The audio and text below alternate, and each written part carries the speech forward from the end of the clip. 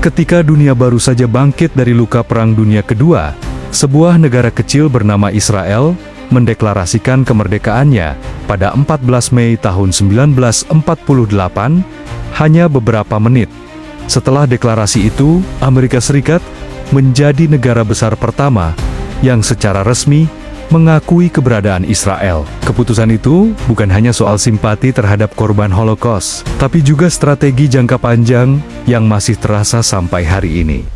Sejak awal, Israel dikelilingi oleh negara-negara Arab yang menolak keberadaannya.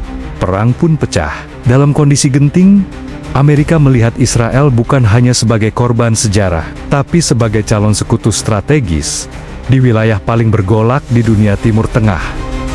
Di masa-masa awal, bantuan Amerika memang belum sebesar sekarang, tapi sinyal dukungan politik, ekonomi, dan moral sudah sangat jelas. Dan setiap konflik besar yang terjadi di Tanah Suci, itu mulai dari krisis Suez, Perang 6 Hari, hingga Perang Yom Kippur selalu membuat relasi AS dan Israel makin lengket. Yang sering tidak disadari publik adalah bahwa hubungan ini tidak pernah sesederhana. Amerika membela Israel karena kemanusiaan. Sejak awal, ada kepentingan tersembunyi, permainan kekuasaan, dan proyeksi pengaruh global yang ikut membentuk aliansi tak tergoyahkan ini. Bagi Amerika Serikat, dukungan terhadap Israel bukan hanya soal sejarah atau nilai kemanusiaan. Ada satu alasan besar yang jauh lebih kuat. Lokasi strategis. Israel berada di jantung Timur Tengah, wilayah yang selama baru badebat dikenal sebagai titik panas dunia. Di sekitarnya, negara-negara seperti Iran, Suriah, Yaman, dan Irak menjadi pusat konflik dan ketidakstabilan. Di tengah-tengah kekacauan ini, Israel tampil sebagai satu-satunya negara sekutu yang bisa diandalkan oleh Amerika.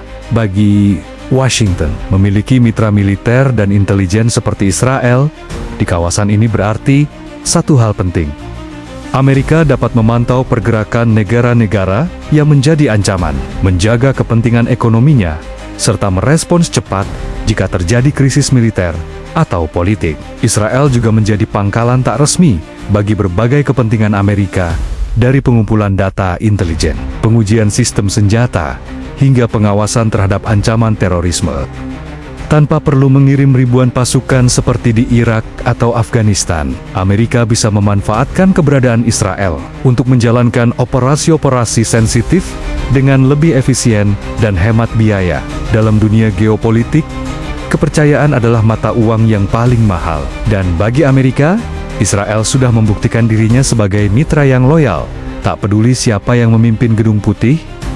Kalau kamu pikir dukungan Amerika ke Israel cuma soal ideologi atau politik luar negeri, pikir lagi, di balik layar ada aliran uang besar yang terus bergerak dan Amerika nggak pernah benar-benar rugi. Setiap tahun, Amerika memberikan bantuan militer ke Israel sebesar $3 hingga $4 miliar, menjadikannya penerima bantuan terbesar dari AC sejak 1970-an.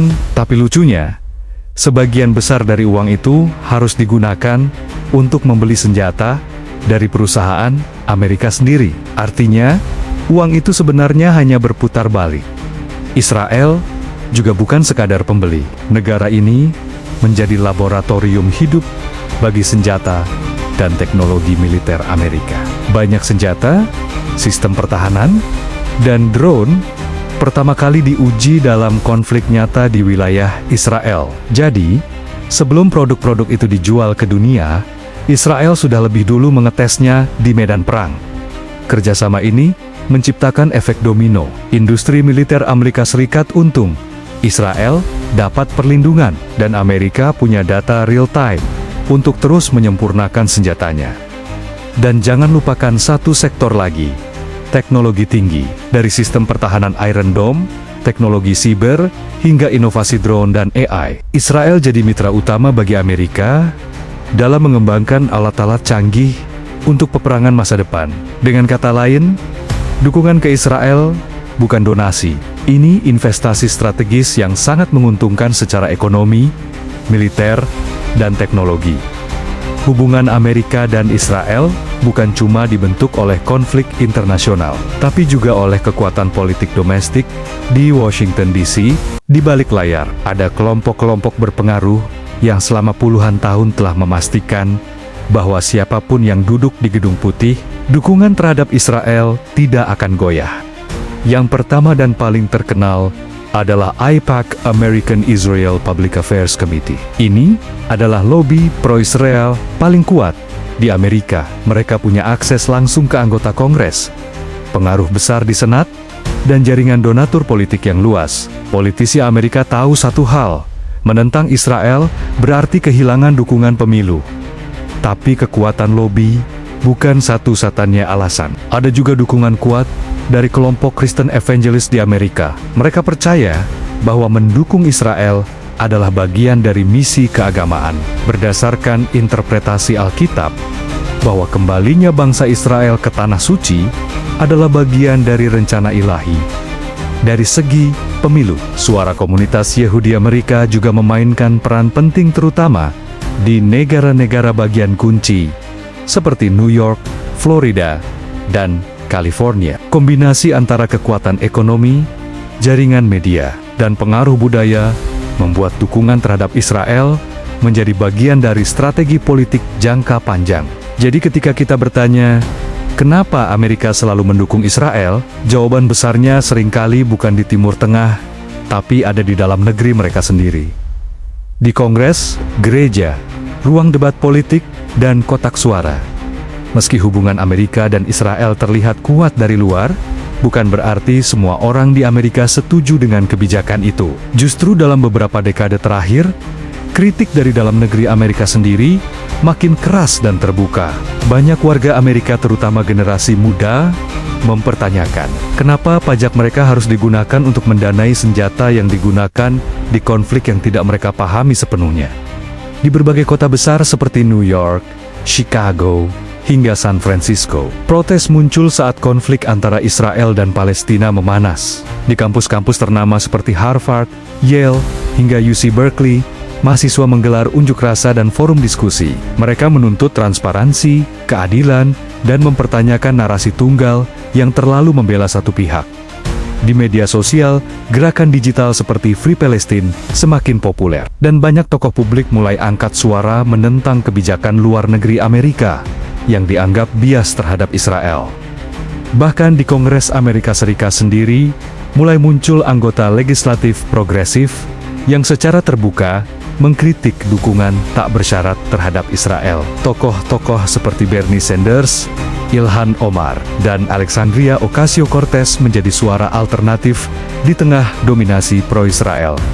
Semua ini menunjukkan bahwa dukungan Amerika ke Israel bukan sesuatu yang tanpa perdebatan, dan semakin banyak warga Amerika yang sadar bahwa di balik hubungan strategis itu, ada pertanyaan moral yang belum selesai dijawab.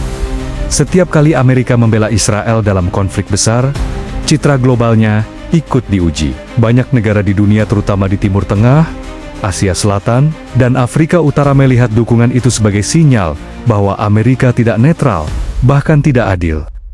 Bagi dunia Islam, terutama warga Palestina dan pendukung mereka, Amerika sering dianggap sebagai bagian dari penindasan. Di mata mereka, setiap bom yang dijatuhkan di Gaza, setiap peluru yang menembus rumah-rumah sipil, punya sidik jari teknologi dan dana dari Washington. Hal ini menciptakan ketegangan yang mendalam. Bahkan, negara-negara yang sebelumnya bersahabat dengan Amerika mulai menjaga jarak. Beberapa bahkan memanfaatkan isu ini untuk menggalang simpati global, menggambarkan AS sebagai kekuatan yang hanya membela kepentingannya sendiri dan membiarkan ketidakadilan terjadi. Citra ini juga merembet ke diplomasi internasional. Dalam banyak forum seperti PBB, Amerika sering sendirian memveto resolusi yang mengkritik Israel, sementara puluhan negara lain memilih mendukung keadilan untuk Palestina. Dunia pun mulai mempertanyakan, apakah Amerika benar-benar pembela HAM atau hanya pembela sekutunya? Dukungan terhadap Israel mungkin menguntungkan secara militer dan strategis, tapi biayanya mahal. Kehilangan simpati global, khususnya dari negara-negara yang pernah memandang Amerika sebagai panutan. Di zaman informasi seperti sekarang, perang tidak hanya terjadi di medan tempur, tapi juga di layar kaca dan sosial media. Siapa yang mengontrol narasi, dialah yang punya kekuatan besar. Di Amerika, mayoritas media arus utama seperti CNN, Fox News, dan The New York Times punya kecenderungan mendukung narasi pro-Israel. Mereka lebih sering menyoroti roket Hamas ketimbang pengeboman di Gaza, lebih banyak mewawancarai juru bicara Israel ketimbang keluarga korban di Palestina.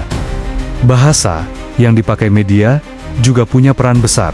Kata-kata seperti self-defense digunakan untuk Israel, sementara Palestina sering digambarkan dengan istilah seperti militan atau radikal. Ini bukan hanya soal berita, tapi soal membentuk cara berpikir masyarakat. Di sisi lain, media alternatif dan platform sosial seperti YouTube, TikTok, dan Twitter mulai melawan narasi tersebut. Banyak video dari warga Gaza yang memperlihatkan kenyataan di lapangan jadi viral, membuat masyarakat barat terutama anak muda melihat sisi lain dari cerita. Tapi ini juga menimbulkan perang informasi yang lebih besar. Konten pro-Palestina sering kena sensor, dihapus, atau dibatasi jangkauannya. Banyak aktivis dan jurnalis independen merasa dibungkam oleh algoritma yang tak transparan. Pertanyaannya, kalau informasi pun dibatasi, bagaimana publik bisa membuat keputusan yang adil? Dan kalau suara korban dibungkam, siapa yang akan berbicara untuk mereka? Di balik dukungan politik dan militer, ada mesin besar yang terus berputar. Uang, dan uang ini tidak hanya mengalir lewat diplomasi atau bantuan luar negeri, tapi lewat bisnis raksasa yang tak terlihat oleh masyarakat umum. Pertama, kita bahas soal minyak. Meski Israel bukan negara penghasil minyak besar, letaknya yang strategis di Timur Tengah menjadikannya kunci dalam menjaga stabilitas jalur perdagangan energi dunia. Amerika berkepentingan menjaga pengaruhnya di kawasan itu dan Israel jadi mitra terdekat yang bisa diandalkan kapan saja. Lalu ada industri senjata. Banyak teknologi militer Amerika diuji langsung di wilayah konflik seperti Gaza, dari drone, sistem rudal, hingga peluru kendali, semua dijadikan lapangan eksperimen untuk membuktikan keunggulan senjata buatan AS sebelum dijual ke negara lain. Israel juga menjadi pembeli besar senjata-senjata tersebut, meski sebagian besar dibeli dengan dana bantuan dari AS sendiri. Artinya, uang pajak rakyat Amerika diputar kembali ke perusahaan senjata. Amerika sebuah siklus yang menguntungkan elit bisnis militer. Dan jangan lupa tentang perdagangan teknologi tinggi. Banyak perusahaan teknologi militer dan cyber security Amerika bekerja sama langsung dengan Israel. Mereka bertukar data, uji coba sistem keamanan, bahkan menyatukan proyek riset untuk kepentingan pertahanan global. Jadi, ketika kita bertanya, kenapa Amerika selalu dukung Israel? Jawabannya bukan cuma soal ideologi atau sejarah, tapi karena ada mesin uang dan kekuatan ekonomi yang terus berjalan di balik panggung kekuasaan. Pada akhirnya, dukungan Amerika terhadap Israel bukan cuma soal sejarah, agama, atau politik semata. Di baliknya ada kepentingan ekonomi, aliansi strategis, narasi media, dan kekuatan ideologis yang membentuk cara dunia bekerja. Tapi, apakah itu semua berarti kita harus diam? Di tengah gempuran informasi, kita manusia biasa masih punya satu kekuatan. Kesadaran untuk berpikir kritis.